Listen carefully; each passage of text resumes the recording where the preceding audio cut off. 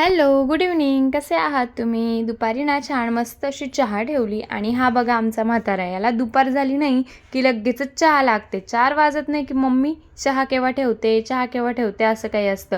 आणि हे कार्टून तुम्हाला आठवतं का? तुम्ही सगळेजण लहानपणी बघायचे का? मी तर लहानपणी इतकं बघितले नाही हे कार्टून, मला खूप जास्त आवडतं ते. त्यानंतर तुम्ही माझं हे मनी प्लांट बघितलंच असेल, किती मोठं ग्रो केलेलं होतं. पण मी त्याला ना असं कट करून घेतलं आणि त्याच्या कटिंग्स आहेत ना वेगवेगळ्या बॉटल्समध्ये लावून घेतल्या अशा प्रकारे.